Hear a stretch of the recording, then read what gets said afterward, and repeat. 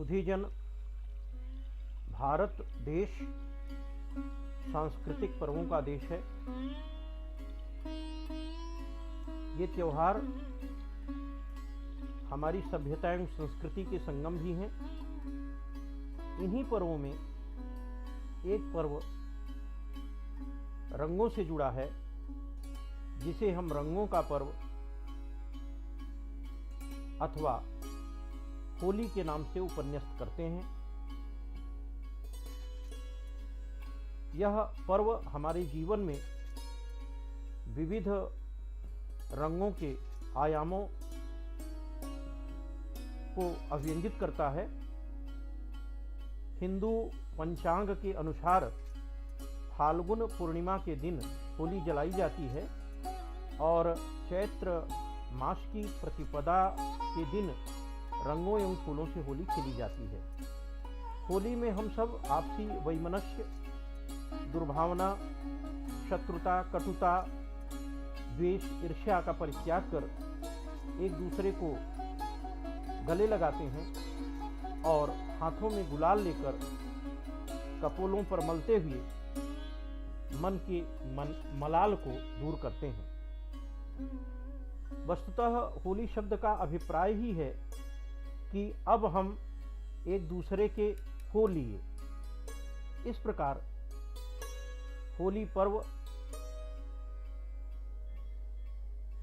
एक प्रकार से बुराई पर अच्छाई की जीत का पर्व है। यह नव वर्ष के प्रारंभ का पर्व है। प्रकृति की धानी और बासंती छटा का पर्व है। भारत की सांस्कृतिक चेतना और एकता का पर्व है और इन्हीं पर्वों के सहारे हम सब अपना जीवन यापन आगे बढ़ाते हैं। होली के त्योहार का जो इतिहास है वह एक पौराणिक कथा पर आधारित है। आप सभी विज्ञ हैं कि हिरण्याकश्यप नाम का एक राक्षस राजा था और वह अपने आप को भगवान विष्णु से भी श्रेष्ठ मानता था। भगवान विष्णु के प्रति उसके मन में बैर भाव था। वह किसी भी व्यक्ति को विष्णु की पूजा नहीं करने देता था और विष्णु पूजा करने वाले का वध कर देता था। संयोगवश प्रहलाद ने उसके पुत्र के रूप में जन्म लिया और प्रहलाद जब थोड़ा बड़ा हुआ तो वह विष्णु भक्त निकला और विष्णु नाम का मंत्रोच्चारण जप करने लगा। प्रहलाद ने पिता को समझाने का भरपूर प्रयास किया, किंतु हिरण्याकश्यप में कोई सुधार परिलक्षित नहीं हुआ था और हिरण्याकश्यप अपने पुत्र प्रहलाद को मारने का भी मन बना लिया। राक्षस राज हिरण्याकश्यप की बहन होलिका थी और उसे यह वरदान प्राप्त था कि उसे अग्नि नहीं जला सकती। प्रहलाद को मारने के लिए हिरण्याकश्यप ने अपने बहन होलिका का सहयोग प्राप्त किया और होलिका ने अपने भतीजे प्रहलाद को गोद में लेकर जलाने के भाव से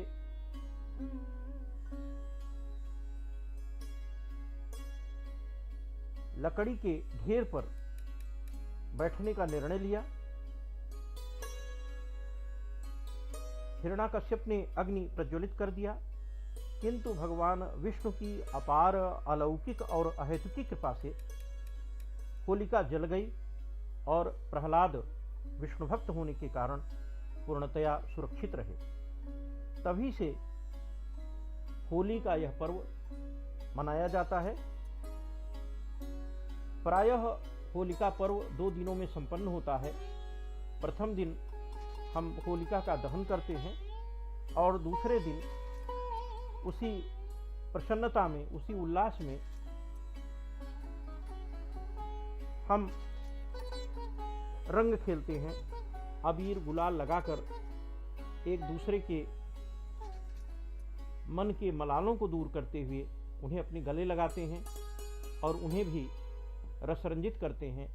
उन पर भी अबीर और गुलाल का हम विक्षेप करते हैं। इस प्रकार यह पर्व बुराई पर अच्छाई की जीत का पर्व है, क्योंकि हम अपनी शत्रुता, बुराई, चिंता, अवसाद, घृणा, ईर्ष्या और अपने जीवन के त्रिताप को उसी होलिका में दहन कर देते हैं और जीवन में एक नवीन ऊर्जा का संचरण करते हुए, एक नए आनंद के साथ ओतप्रोत होते हुए हम अपने भावी जीवन के मंगल की कामना करते हैं। होली का यह पर्व पूरे देश में और विशेषकर उत्तर भारत में बड़े धूमधाम और उमंग के साथ मनाया जाता है। ब्रज के रसिया, बरसाना और नंदगांव में तो लठमार होली होती है, जिसे आप सब जानते हैं। मथुरा एवं वृंदावन में बांके बिहारी जी की होली विश्व प्रसिद्ध है। इसी फगुनी बयार में होली का यह त्योहार इसलिए भी अधिक महत्वपूर्ण हो जाता है क्योंकि किसानों के चेहरे पर तेज और दिल में उमंग छाया रहता है। खेतों में नए नए अन्न पक कर तैयार हो जाते हैं। मित्रों, यह वह समय है जब प्रकृति की छटा भी वासंती होती है और महीप मदन के पुत्र बसंत का भी आविर्भाव हो जाता है। इसीलिए इस पर्व को रंगोत्सव, मदनोत्सव एवं बसंतोत्सव आदि के नाम से भी जाना जाता है। यह वह अवसर है जब प्रकृति की छटा भी वासंती होती है। प्रकृति नित नूतना, चिरचेतना, नव्या प्रतीत होती है। मिट्टी से एक भीनी भीनी सुवास उठने लगती है। सभी वृक्षों में नवीन कोपलों का प्रस्फुटन होता है। रंग बिरंगे पुष्प सुरभित और प्रस्फुटित हो जाते हैं। उन सुरभित प्रस्फुटित प्रसूनों पर भंवरों का अलिगुंजन होना, गुंजार करना, आम में बौरों और बौरों में टिकोरों का लगना, टिकोरों का अमिया के रूप में परिवर्तित होना, हिय में हिलोर का उठना, मन में मनमत प्रकोप का संचरित होना, टेसू का फूलना, कोयल का कूकना, महुए का गदराना, शब्द शब्द इंद्रधनुषी हो जाता है। महाकवि देव ने तो महाराज मदन के इस बालक बसंत के आविर्भाव पर प्रकृति की इस धानी बासंती छटा का अद्भुत रंग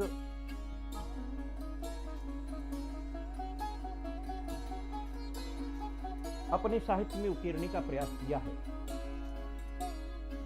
दार द्रुम पलना बिछौना नव पल्लव के, सुमन झंगूला सो है तन छवि भारी दें, पवन झुलावें के की कीर बहरावें देव, कोकिल हिलावें हलसावें करतारी दे, पूरित पराग सो उतारों करो राई लोन, कंजकली नायिका लतानी सिर सारी दें, अमदन महीप जू को बालक बसंत ताही, प्रातहि जगावती गुलाब चटकारी दें।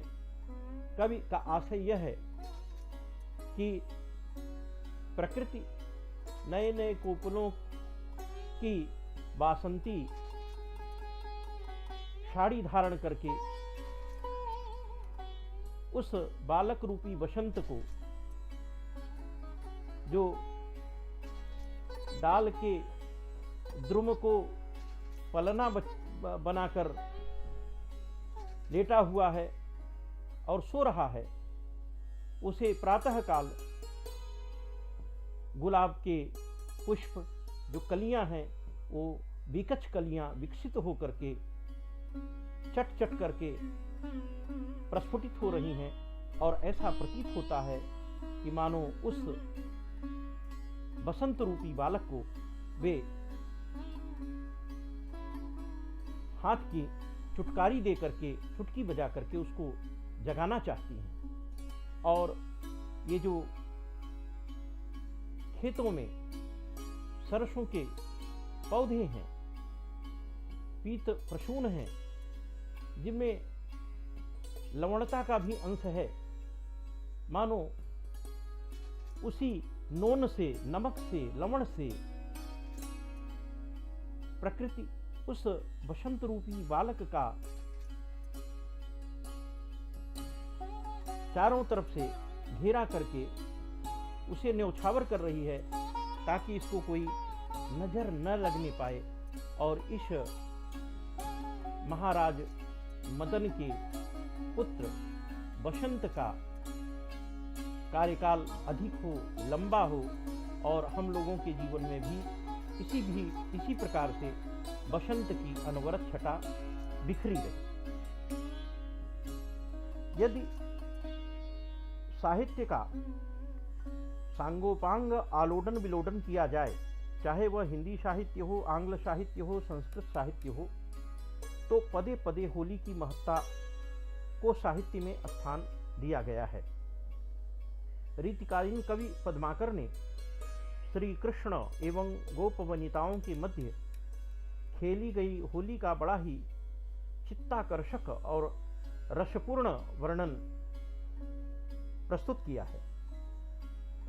श्री कृष्ण रंगों की बौछार ब्रजवधूटियों पर करते हैं और फिर गोपांगनाएं समेकित रूप से भगवान श्री कृष्ण को पकड़ लेती हैं और उन्हें एकांत में अपने अंतःपुर में ले जाकर उमंग पूर्वक उनके साथ वह सब करती हैं जो उनके मन को भाया। फिर अबीर और रस से उन्हें सराबोर कर देती हैं। श्री कृष्ण के कमर का पीतांबर छीनकर उतार लेती हैं, उनके कपोलों को रोली से मसल देती हैं और अपने नेत्रों के बंकिम बाणों को चलाकर उनके दिल को भेद भी देती हैं। फिर मुस्कुराती हैं और उन्हें विदा करते हुए कहती हैं कि हे लला, फिर से होली खेलने के लिए मेरे पास आ जाना।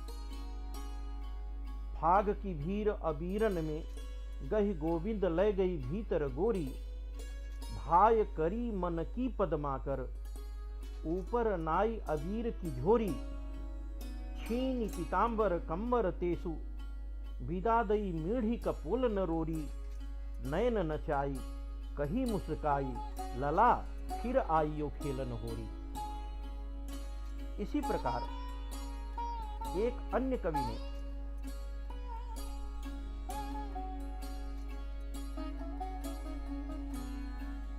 भाग में विरह का वर्णन करते हुए यह निरूपित किया है कि जिस प्रिया का प्रियतम उससे दूर है, उस समय बासंती छटा में जब कोयल पी कहां की आवाज देती है, तो यह ध्वनि, यह नाद उस विरहिणी के मन में विरह की अग्नि प्रज्वलित करती है और विरहाग्नि पीड़ा से वह व्यथित हो जाती है और क्षुब्ध होकर वह विरहिणी कहती है कि कारी कूर कोकिल कहाँ को बैरी काढ़ तीरी, कूं की अबही करेजों किन कोरी ने। एक अन्य कवि ने इसी बासंती छटा के परिदृश्य में यह उल्लेख किया है, जब कृष्ण इन ब्रजांगनाओं, ब्रज बधूटियों, ब्रज वनिताओं, ब्रज ललिताओं से कुछ समय के लिए दूर हो जाते हैं, तो यह रास, यह रंगोत्सव उनके अंदर विरह के रूप में परिवर्तित हो जाता है। और ब्रजवधूटियां, ब्रज गोपांगनाएं इतना रुदन करती हैं, रोती हैं कि उनके आंख में लगा काजल अश्रु बिंदुओं के साथ काला पड़ जाता है। और वह जब यमुना में अपना आंख धोने के लिए जाती हैं, तो काजल के साथ मिश्रित अश्रु बिंदुएं जल के स्पर्शाघात से जब यमुना में पड़ती हैं, तो जमुना जी का जल भी काजल हो जाता है, कज्जलमय हो जाता है, किंचित कालिमापूर्ण हो जाता है। नैननी बैननी सैननी सो हर सै बर सै जिमी बादल हुई गए, पाननी पानी बियोगी गयो, अखियां दुखियां जमुना जल हुई गए, वा छवि देखी पवार लगो, मन मोहन मोहन मूर्ति हुई गए, काजल का जल ऐसे धूल्यो, जमुना जल काजल काजल हुई गए। इस प्रकार यह जो बासंती छटा है, फगुनी बयार है, यह विवाहित हो अथवा अविवाहित हो, विवाहित महिलाएं हों अथवा अविवाहित बालिकाएं हों, उनके मन में भी तरंग की जो हिलोर पैदा करती है, वह कभी कभी कष्टदायी हो जाता है। होली के इस फगुनी बासंती बयार में आबाल वृद्ध नर नारी के शरीर में जिस आंतरिक संगीत की निष्पत्ति होती है, उससे न केवल शरीर में रोमांच और परिवर्तन होता है, अपितु शरीर की अंगड़ाइयों के साथ मन भी चंचल हो उठता है। फागुनी प्रकृति की उन्मादी छटा में एक नायिका अपने शरीर में महसूस कर रही परिवर्तन को अपनी पड़ोसन के साथ यूं साझा करती है।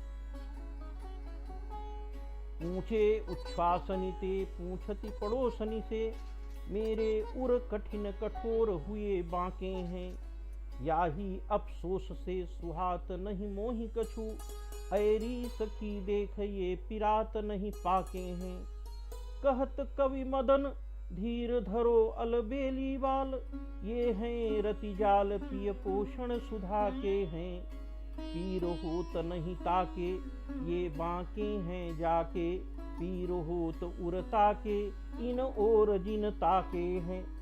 इस प्रकार रीतिकाल के श्रेष्ठ कवि मदन ने इस शारीरिक परिवर्तन को इस रूप में चित्रित किया है कि बालिके,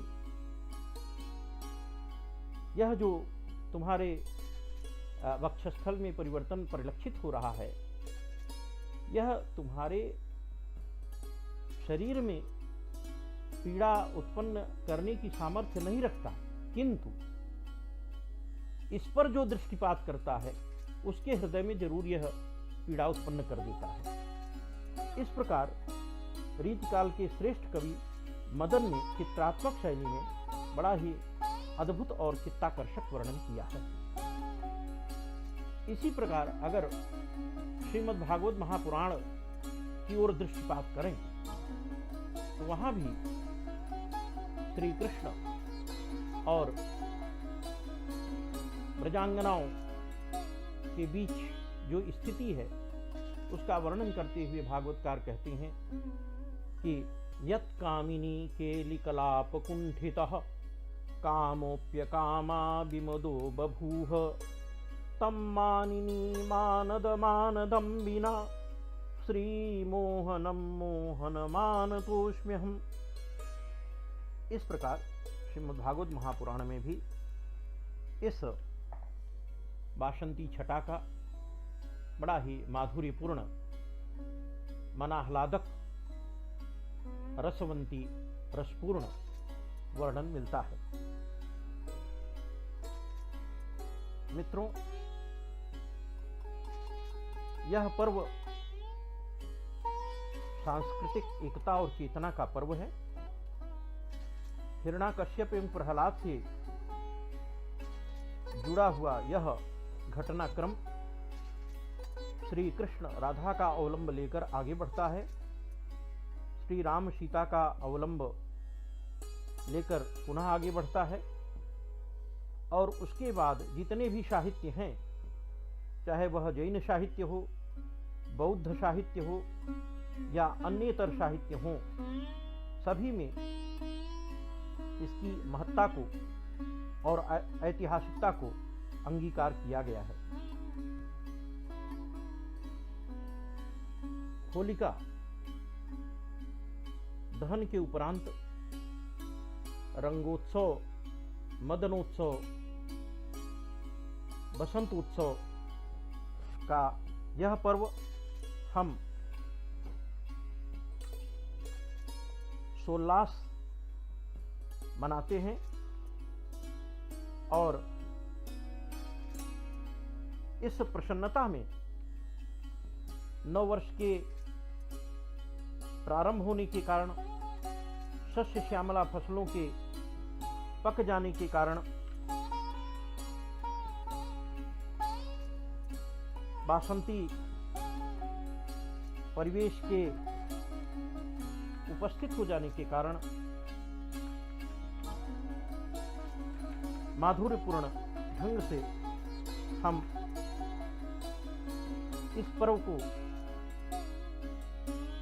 मनाते हैं। होली का यह पर्व राग का पर्व है, रंग का पर्व है, भंग का पर्व है, तरंग का पर्व है, संग का पर्व है और किंबहुना अंग अंग का पर्व है। रंगों के एवं अबीरों की बौछार जब जीवन में हो जाती है तो यह जीवन भी सुरभित एवं धन्य धन्य हो जाता है। अतः इस पर्व पर हम सब किसी को जाने अनजाने में, पहचाने न पहचाने, मित्र शत्रु सभी को गले लगाते हैं, टीका करते हैं, रंग से उसे सराबोर करते हैं, उससे पुरानी गलतियों के लिए माफी मांगते हैं और तत्पश्चात सभी घरों में चर्व्य, चोष्य, लेह्य, पेय, भक्ष्य, भोज्य, तिक्त, मधु, कषाय, अम्ल, कटु, लवणादि खडरस विरमंजित पक्वान्नों, मिष्ठान्नों, मालपुआ, गुजिया, पापड़ी आदि व्यंजनों को खिलाकर और फिर ठंडई और भंग की तरंग को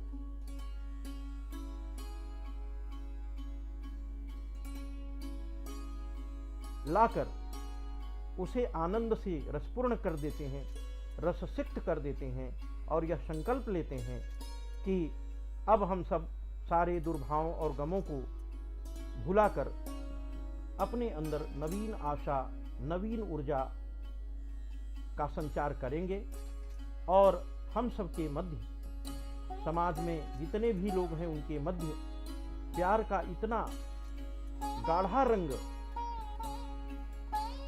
डालेंगे जो जीवन भर छुड़ाने पर भी न छूट सके। जीवन भर जो छूट न पाए ऐसा रंग ही डार, समरसता रसवंती बनकर बने गले का हार। हम सब पारस्परिक, मांगलिक, भ्रातृत्व, मातृत्व, नारित्व एवं बालपन के किल्लोल भाव से अभिमंडित होकर इस त्योहार को मनाते हैं। जवानी भारत स्वरूप न हो बल्कि दीवानी रहे। हम सब अंगार जलाने के बजाय अपने दिल में अमिट रंग के सुर्ख टेसू के ताजे और बड़े फूल खिलाएं जो कभी न मुरझाएं और जिनके रंगों की छाप मन में अमिट रूप से आजीवन बसी रहे और हमारी यह जगती भी रसवंती बनकर हमें आह्लाद, आनंद और उल्लास से परिपूर्ण रखे। इस मंगल कामना के साथ हम सब इस पर्व को मनाते हैं। मित्रों, भरी जवानी भार न होती, फागुन की मनुहार न होती, मन के टेसू खिल जाते तो यह धरती अंगार न होती। हमें अपनी इस धरती को इसी रूप में सुरक्षित, संरक्षित रखते हुए महामानववाद की प्रतिष्ठा करनी है। यह हम सबको आज मिलकर के यह संकल्प लेना होगा इस होली के पर्व पर, और यही होली के पर्व की सार्थकता भी होगी। वस्तुतः होली हंसी, खुशी, ठिठोली, रंग, भंग, तरंग और उमंग का त्योहार है। यह हमारी सांस्कृतिक चेतना को आगे बढ़ाता है और इस त्योहार में भर फागुन बुढ़वा देवर लागे, होली खेलें रघुवीरा, ब्रज में होय रही नित होरी आदि आख्यानों के माध्यम से राधा कृष्ण का अवलंब लेते हुए हम इस महारास को, इस रंगोत्सव के महापर्व को बहुत ही आनंद के साथ फाग, फगुआ, रसिया, जोगीरा का गायन करते हुए आनंद, उमंग और उल्लास के साथ महीने भर गाते रहते हैं और इस आनंद और प्रसन्नता में झूमते रहते हैं। मित्रों, वस्तुतः देखा जाए तो होली एक अत्यंत ही महत्वपूर्ण और संकल्प लेने वाला पर्व है। जब दूसरों की वेदना हमारी संवेदना हो, दूसरों के दुख दर्द हमारे दुख दर्द बन जाए और दूसरों की पीड़ा की टीस हमारे मन को मसोस कर रख दे, तभी हम सच्चे रूप में होली पर्व की सार्थकता को सिद्ध कर पाएंगे। इसीलिए गमों की आंच पर आंसू उबाल कर देखो, बनेगे रंग किसी पर तो डाल कर देखो, तुम्हारे दिल की चुभन भी जरूर कम होगी, किसी के पांव से कांटा निकाल कर देखो। इन्हीं सद्भावनाओं के साथ महामानववाद की प्रतिष्ठा का संकल्प लेते हुए मैं आप सबका आह्वान करता हूं कि इस होली पर्व को इसी भाव से अत्यंत उमंग, उल्लास और रसपूर्ण ढंग से मनाएं और संपूर्ण धरती को रसवंती बनाने का संकल्प लें। इन्हीं सांस्कृतिक पर्वों में हमारा भारत जीता है, बोलता है, जागता है, खिलखिलाता है, झूमता है, अपने और पराये का भेद मिटाते हुए नाचता भी है। अतः इस पर्व पर मैं सभी लोगों के प्रति अपनी हार्दिक शुभकामना, सद्भावना एवं सदिच्छा व्यक्त करते हुए महामानववाद की प्रतिष्ठा का आह्वान करते हुए और सभी सुधीजन के प्रति अपने भावी माधुर्य, मांगल्य और वार्धक्य की कामना करते हुए होली के इस पर्व की ढेरों सारी, असीम सारी, अनंत अनंत शुभकामनाएं, सद्भावनाएं और सदिच्छाएं समर्पित करता हूं। धन्यवाद।